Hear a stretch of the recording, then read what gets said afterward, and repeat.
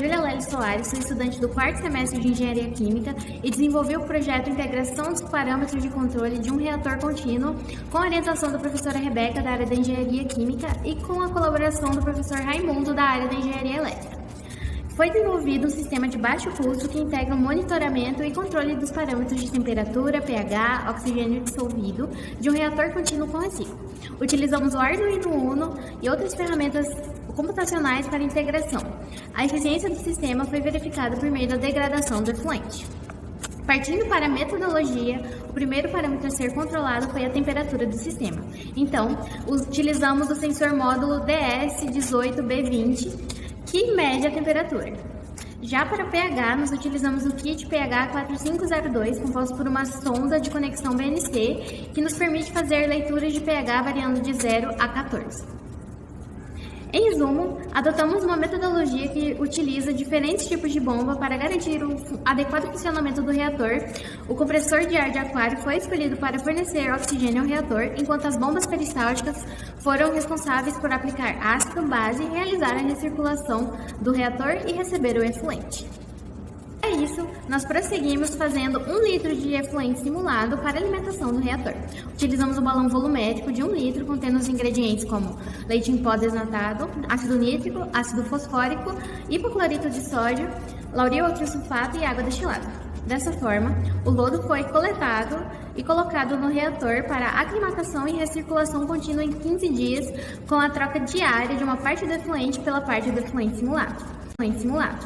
Assim, para determinar a eficiência do processo, utilizamos o teste de DQO por titulometria, onde a DQO foi calculada com base no volume consumido de sulfato ferroso amoniacal na titulação. O resultado da integração dos parâmetros de controle das bombas e aquisição dos dados dos sensores de temperatura, pH e oxigênio dissolvido se deu por meio de 2 shields, onde um tinha 4 relés, onde J6, J5 e J4 eram para bomba de oxigênio, recirculação e de entrada do efluente. O shield controlava os sensores de pH, temperatura e oxigênio dissolvido. Após a integração dos parâmetros de controle, iniciamos a operação contínua do reator aeróbio. Ao longo de 1 hora, o efluente simulado foi continuamente introduzido no reator por meio de uma bomba peristáltica.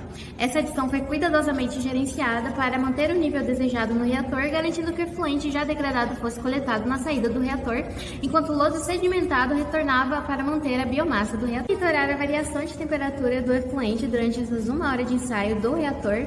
A nossa faixa ideal era a temperatura ambiente, portanto, não houve nenhum problema para monitorar a temperatura.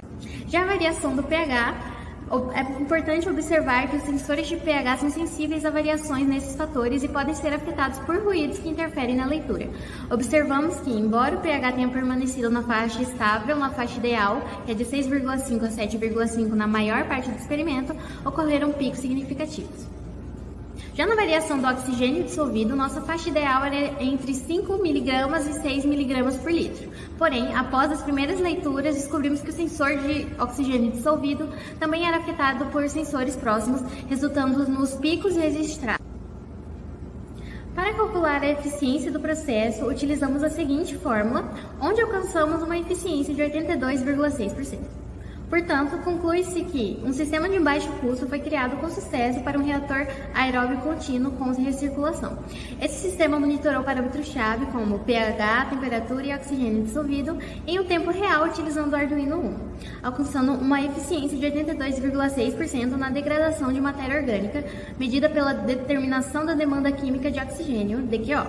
Isso sugere que o projeto é bem sucedido na biodegradação, removendo a carga orgânica do efluente e contribuindo para a redução da poluição e proteção ambiental.